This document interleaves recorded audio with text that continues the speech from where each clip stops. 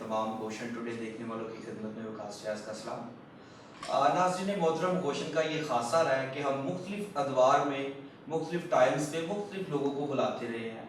आपने पॉलिटिशियंस को भी यहाँ पे देखा, सियासतदानों को देखा, गॉस्पल मीडिया से लोगों को देखा और ज़िंदगी के मुख्तलिफ शोबों से आपने लोगों को यहाँ पे आते देखा। आज चूँकि ईद का खूबसूरत प्रोग्राम हम कर रहे हैं, ईद स्पेशल कर रहे हैं और ईद स्पेशल में खाने के बगैर ईद गुजर जाए ये तो हो ही नहीं सकता। और आज बात करने के लिए जो हमारे स्पेशल गेस्ट हैं वो हैं तनवीर अली अवान। ये पिज़्ज़ा हॉट स्लाइस के ऑनर हैं। हम उनसे बातचीत करते हैं और उनसे पूछते हैं उनकी स्ट्रगल के बारे में और किस तरह से वो ज़ीरो से हीरो बन गए। तो I hope you will be enjoy और आप इनसे बातचीत करेंगे क्योंकि ये बताते खुद एक बहुत अच्छी पर्सनैलिटी है। अक्सर व बेशतर जब भी इनसे मुलाकात होती है तो ये इनकरेज करते हैं। अस्सलाम वालेकुम भाई, कैसे हैं? जी वालेकुम ईद अस्सलाम। मुबारक। खैर मुबारक, आपको भी ईद मुबारक। खैर मुबारक। तो जी तनवीर भाई, हम शुक्रिया अदा करते हैं आपका कि आप हमारे साथ हैं और आप बताइए ईद कैसी चल रही है आपकी? ईद माशाल्लाह बहुत ज़बरदस्त चल रही है क्योंकि हाँ ईद ईद ही होती है इंसानियत के लिए। एक ईद का दिन जो है एक साल के बाद आता है, हाँ तो इसको बहुत अच्छे तरीके से सेलिब्रेट करना चाहिए, ना कि मतलब सिर्फ बिजनेसमैन को, हर एक जो सैलरी पर्सन है और जो अपने ऊपर मतलब डिपेंड करते हैं, हर तरीके से ईद को एंजॉय करना चाहिए। जी। तो इससे पहले कि नाज़रीन हम तनवीर भाई से बातचीत करें, तनवीर भाई आप थोड़ा सा पीछे चलते हैं हम लोग। थोड़ा आपके तो नहीं, आपको बहुत पीछे जाना पड़ेगा। हाँ हाँ तकरीबन कोई 15 साल पहले, 16-15 साल। चले हम 16 साल पीछे हाँ, चले हाँ। जाते हैं। आप बताइए ये किस तरह से सारे मामला को आपने मेंटेन किया? इसको माशाल्लाह बस मैं तो बड़े फ़ख्र से कहता हूँ कि बहुत ज़ीरो से एक स्टार्ट किया मैंने, क्योंकि हालात वाक़यात ऐसे नहीं थे कि मैं कहूँ कि मैंने शुरू से ही हम मतलब लैंडलॉर्ड थे या कुछ इस तरह का था। हाँ, मेहनत करने का बहुत शौक़ था और माशाल्लाह मतलब वालिदैन ने हमें एक ही चीज़ सिखाई है कि आप मेहनत करें और मेहनत से सब कुछ होता है। और पहले छोटा-मोटा बिज़नेस स्टार्ट किया था, लेकिन वो बाद में ज़ाहिर है वो मीडिया से रिलेटेड था, जैसे ऑडियो वीडियो और ये चीज़ें थी। तो बाद में केबल आ गई और फिर बहुत मुश्किल हुआ केबल के बाद मतलब ऑडियो वीडियो सेंटर को चलाना। तो खैर वो ख़त्म हुआ, उसके बाद जॉब स्टार्ट की। जॉब में बहुत टफ लगा क्योंकि स्टार्ट में बिज़नेस किया और बाद में बहुत टफ फील हुआ। एनीवे फिर फास्ट फूड में आ गया। फास्ट फूड में ये था कि पिज़्ज़ा फर्स्ट टाइम मुझे मतलब इतना इल्म नहीं था पिज़्ज़ा का कि पिज़्ज़ा होता क्या है। तो पिज़्ज़ा में ये है कि फिर मैंने एक एज अ जॉब स्टार्ट की एक प्राइवेट पिज़्ज़ा पे, वहाँ से उसको संभाला। टोटल उसमें जितना काम होता है, जो भी deliver, take away, dine in, pizza maker, सब कुछ मैंने किया उसमें। तो वहाँ से फिर मैं मल्टीनेशनल में चला गया पिज़्ज़ा हट में, वहाँ से जो सीख सका एज ए किचन असिस्टेंट। तो वहाँ से मैंने सीखा, कुछ एक्सपीरियंस हासिल हुआ। तो फिर मैंने जो है एक ज़ाहिर है इतनी कैपेसिटी नहीं थी कि मैं मशीनरी खरीद सकूं। तो इसमें जो मेन चीज़ है जो आपको मैं सबको बताना चाहता हूँ, सबके साथ शेयर करना चाहता हूँ, वो ये है कि आप कुछ भी है आपके पास, आप बिजनेस माइंड रखते हैं तो आपके पास कैश नहीं है, कुछ भी नहीं है, तो कुछ ऐसा माइंड में रखें कि जो आपकी हॉबी हो।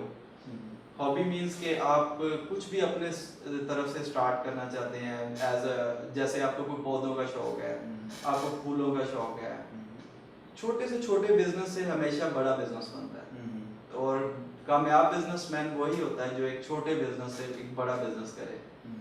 तो मैंने खैर मेन चीज़ ये थी कि मैंने घर से मतलब एक माइंड किया कि इसको मैं पिज़्ज़ा का एक सिस्टम बनाऊं। मैंने अपने बिहाफ पे मैंने पिज़्ज़ा ओवन बनवाया।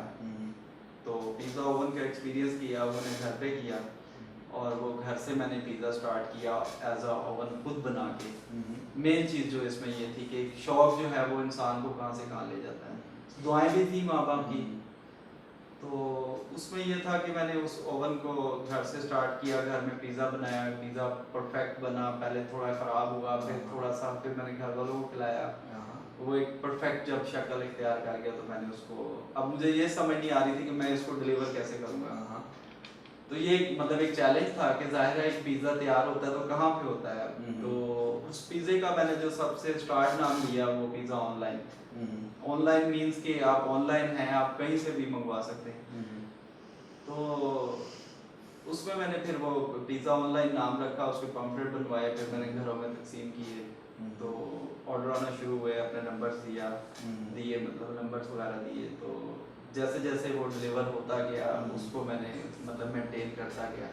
शुरू में बहुत मुश्किलात आई क्योंकि इतनी सेल नहीं थी।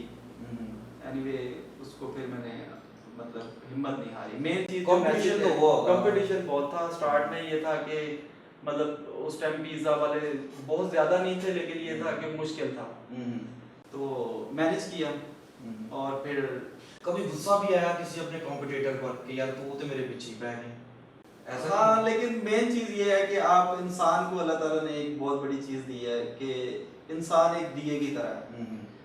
दिए की तरह इस तरह है कि वो एक रोशनी दिया देता है। तो रोशनी में आप दूसरों की अगर हेल्प करना चाहते हैं, इसमें मेन मतलब ये चीज है कि आप दूसरों की हेल्प करना चाहते हैं तो रोशनी दें लोगों को।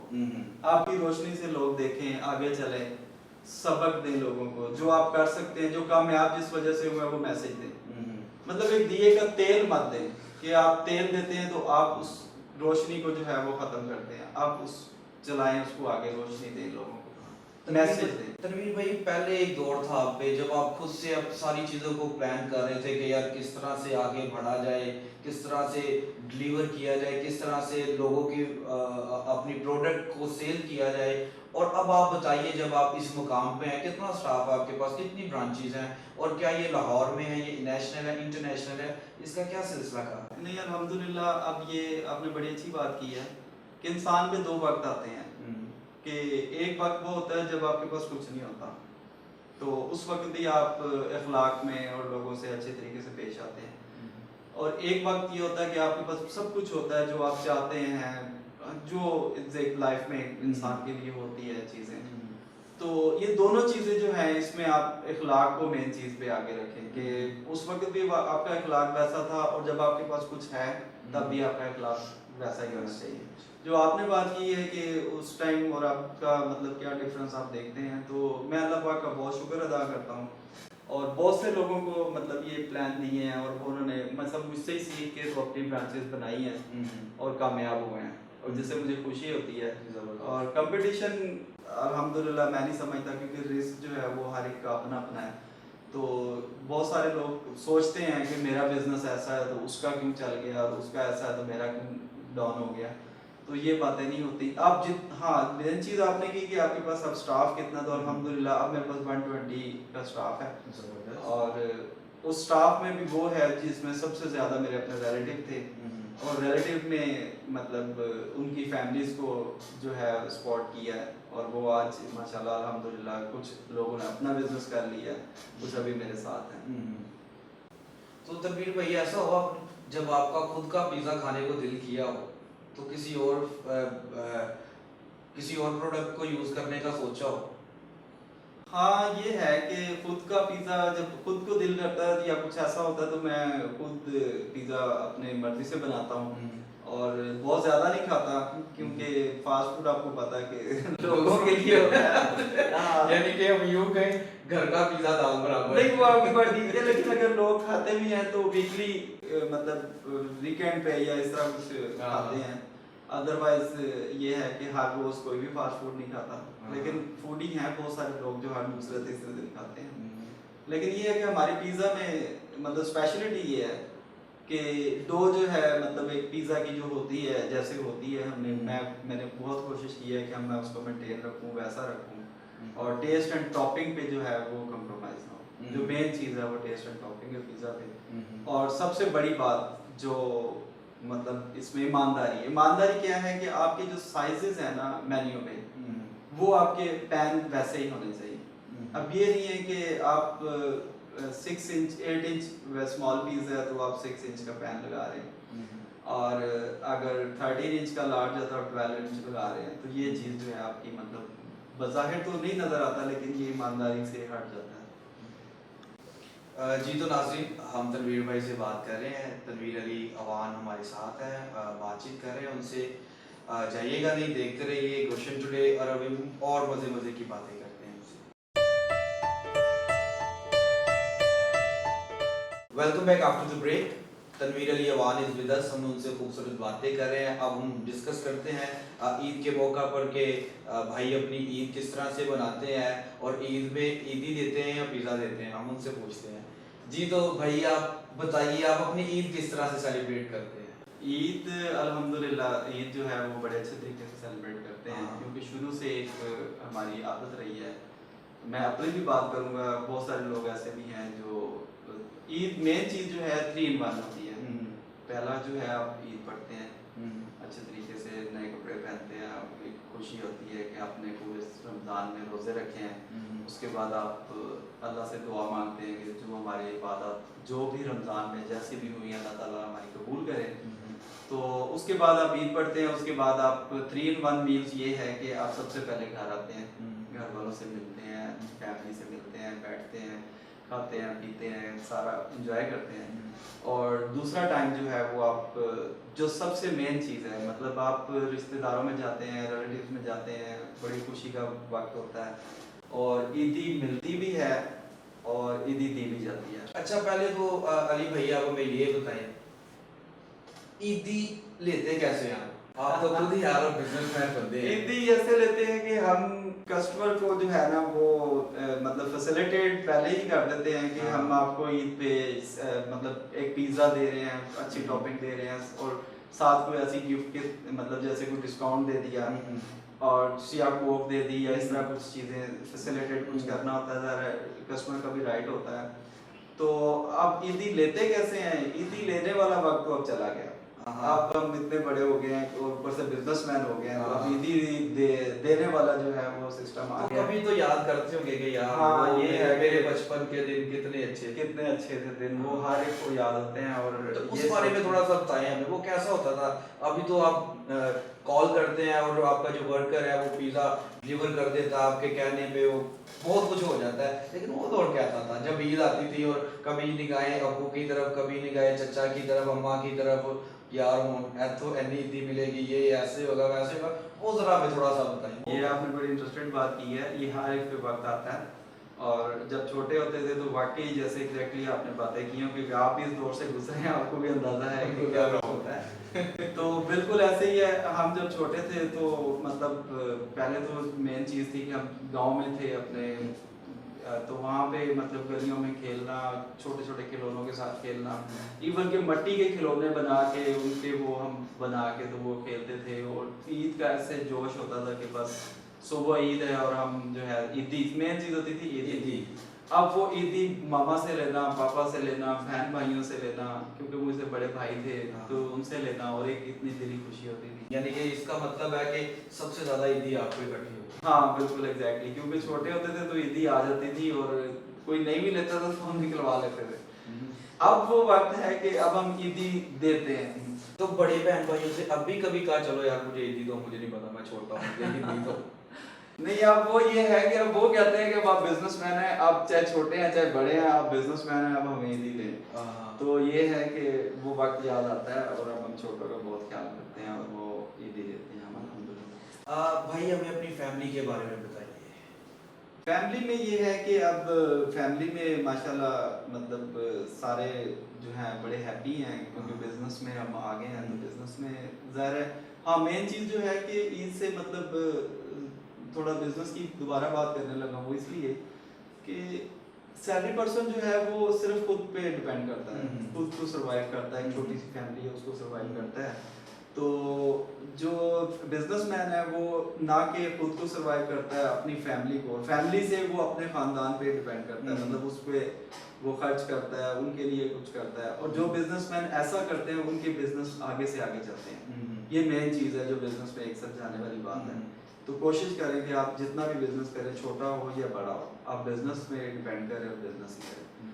सही है। तो भाभी भी आपके लिए सपोर्टिव, कभी उन्होंने कहा हो खुद कॉल करके कि तनवीर आप ऐसा करें कि पिज़्ज़ा ना घर पे या घर से ही नहीं, ये बड़ी आपने पॉइंट की बात की है कि मैंने स्टार्ट ही जो है वो आपकी भाभी ने मतलब उनको मैंने पिज़्ज़ा सिखाया, ज़ाहिर है पिज़्ज़ा घर से स्टार्ट किया था। तो उनको मैंने पिज़्ज़ा सिखाया और वो पिज़्ज़ा बनाते थे और मैं पिज़्ज़ा डिलीवर करता था खुद।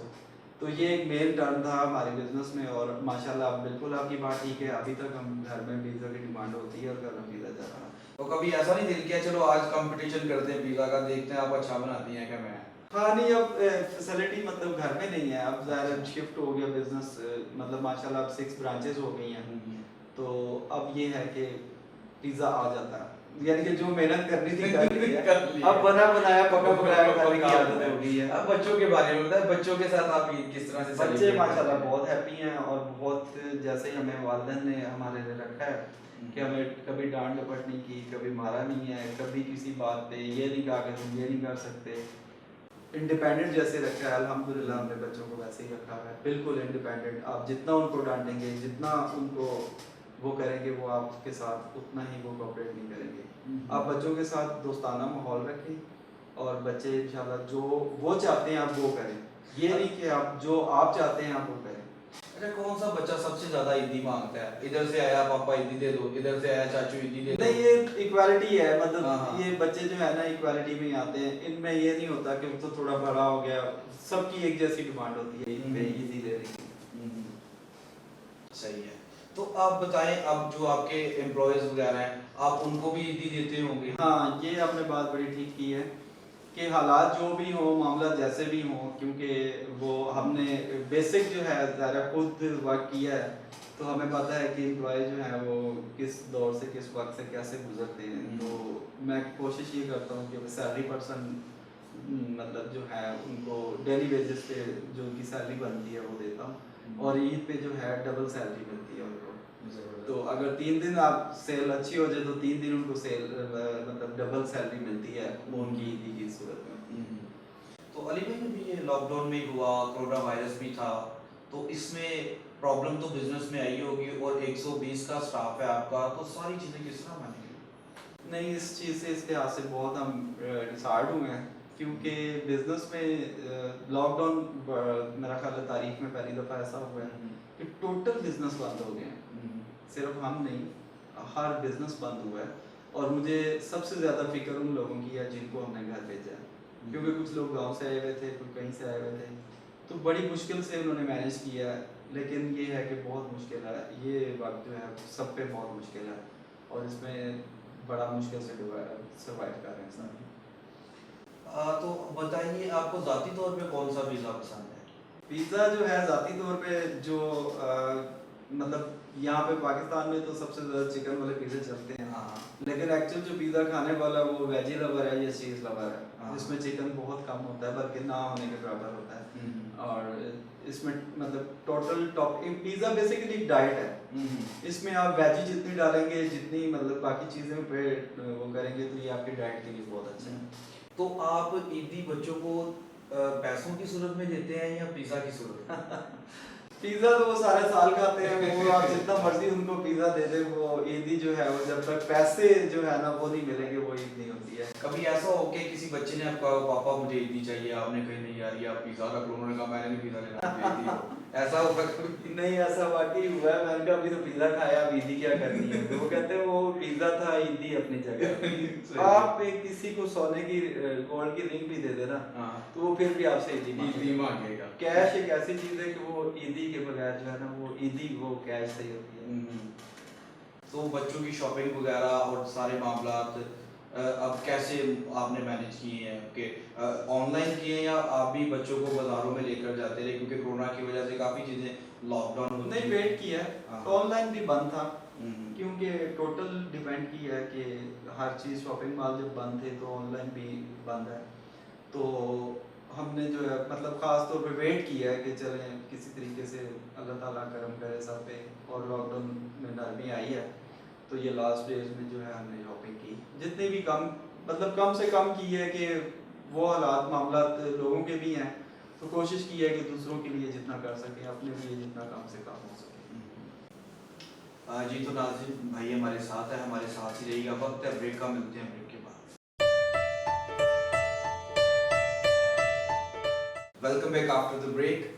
ईद स्पेशल में हम तनवीर भाई से खूबसूरत बातें कर रहे हैं, उनकी स्ट्रगल के बारे में जाना, और हमने उनसे पूछा कि वो अपनी ईद को किस तरह से मनाते हैं और वो बड़े जोशो खरोश के साथ मनाते हैं।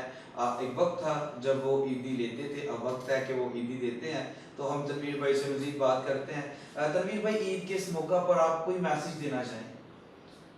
ईद के मौके पर मैसेज तो बहुत अच्छे हैं, लेकिन मेन चीज़ ये है कि आप जो इंसानियत के लिहाज से मैं बात करता हूँ, और इंसानियत कहते हैं इंसान हर कोई है, इंसानियत किसी किसी में है, तो इंसानियत को ज़िंदा रखें। मेन मैसेज ये है कि बहुत मुश्किल, बहुत टफ हालात आते हैं, इवन के वर्ल्ड में जंग भी हो जाती हैं, मतलब अल्लाह ना करे कि अब ऐसा कोई वक्त आए, लेकिन इस बात करने का मकसद ये है कि अपने आप को इखलाक में रखें, क्योंकि दुनिया एक आर्जी है, तो सब ने यहाँ से जाना है। तो जिंदा वही रहता है जिसके इखलाक बुलंद हो और जो लोगों से अच्छे तरीके से पेश आए। तनवीर भाई, एज बिजनेसमैन आप न्यू बिजनेसमैन को क्या एडवाइस करना चाहेंगे? वो किस तरह से अपने बिजनेस को इम्प्रूव कर सकते हैं? क्या कोई गैजेट है आपके पास या मैजिक है? किस तरह से आप कहेंगे कि अगर आप ये करो तो आप आसानी के साथ इस बिजनेस में कामयाब हो सकते हैं, तरक्की कर सकते हैं? बिल्कुल आपने ठीक बात की है। गैजेट सारे के पास होते हैं, लेकिन यूज़ कोई भी करता है। इसमें सबसे बड़ी चीज़ जो है वो ये है कि आज इस दौर में जितनी यंग जनरेशन है, ये आपने देखा है कि ये 1 लाख तक के मोबाइल, 80,000 तक के मोबाइल, 50,000 तक के मोबाइल इनके हाथ में होते हैं, लेकिन कहते हैं कि हमारे पास कुछ नहीं है, हम क्या करें, हम गरीब हैं। ये लफ्ज़ जो है ना, ये इंसान को पूरी ज़िंदगी जो है वो पीछे ले जाता है। आप सबसे पहले थोड़े से पैसे हैं आपके पास, ये सबसे कम पैसों की मैंने बात की है, तो आप कम पैसों से बिजनेस कैसे कर सकते हैं? मतलब आपने एक बिजनेस करना है, जब आपका माइंड बिजनेस में है, तो आप किसी भी तरीके से अपनी किसी भी बाइक के लिए आप 1 लाख रुपए इकट्ठा कर सकते हैं, मोबाइल के लिए कर सकते हैं, और ऐसी कोई बहुत सारी चीज़ें हैं जिस पे आप कहीं ना कहीं से किसी तरीके से आप पैसा इकट्ठा कर लेते हैं। तो अब 1 लाख से या 50,000 से एक बिजनेस है जो आपकी हॉबी है। अगर हॉबी नहीं भी है तो आपकी मेहनत के लिए आप कुछ भी कर सकते हैं।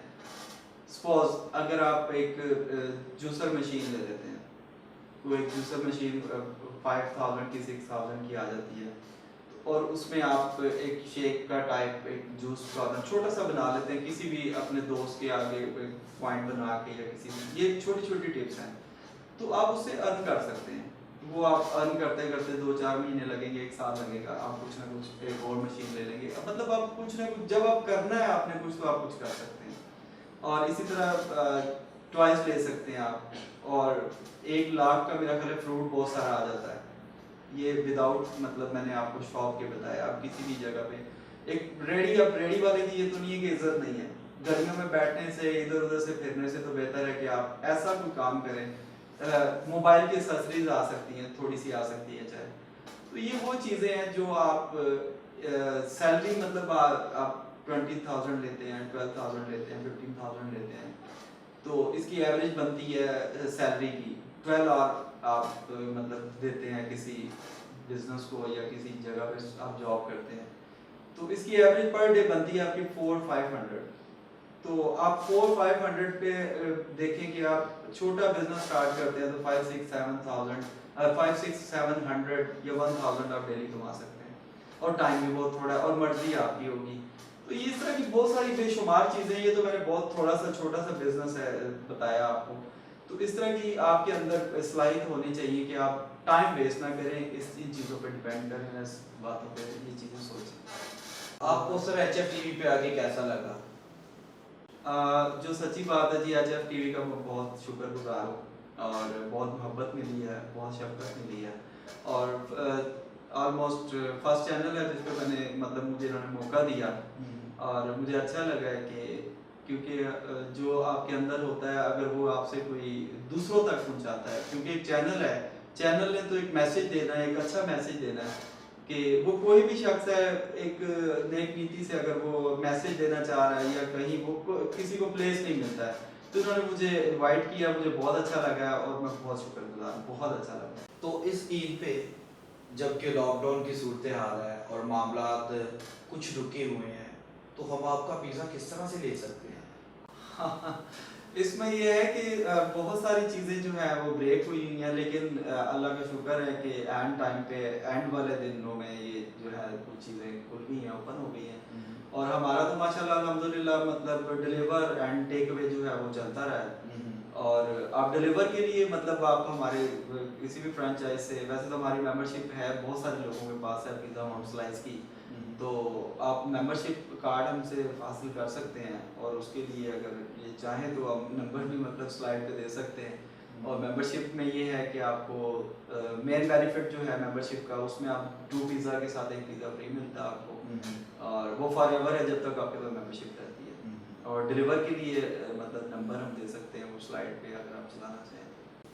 जी तो नाज़रीन, तनवीर अली अमान खूबसूरत डे के साथ, खूबसूरत मौका पर, ईद के मौका पर हमारे साथ थे। हमने खूबसूरत बातें की और उनके स्ट्रगल के बारे में सोचा, और आपकी ईद को मज़ीद रंगीन करने के लिए हमने गुजारिश की कि भाई हमारे साथ आके टॉक करें, गुफ्तगू करें, ताकि उनकी स्ट्रगल से आप भी ब्लेस्ड हों और जितने लोग देख रहे हैं वो स्ट्रगल करना शुरू करें। क्योंकि जो मेहनत करता है यकीनन उसको उसका फल मिलता है। और आपकी मेहनत को देखकर, आपकी सलाहियत को देखकर खुदा अपनी बरकतों के दरवाजे आप पर खोलता है। अगर आप मेहनत करते नहीं थकेंगे, वो कभी बरकतों से बाज नहीं आएगा, वो रहमतों से बाज नहीं आएगा। लेकिन अगर आप सुस्त हो जाएंगे, काहिल हो जाएंगे, तो यकीन जानिए आप कुछ भी नहीं कर सकेंगे। अगर आपको कुछ करना है तो मेहनत कीजिए। आप मेहनत करेंगे वो आपको फ्रूट देगा, वो आपको फल देगा। आप मेहनत करेंगे वो आपकी ज़रूरतें पूरी करेगा। आप मेहनत करेंगे तो आपको कभी किसी के आगे हाथ फैलाना नहीं पड़ेगा।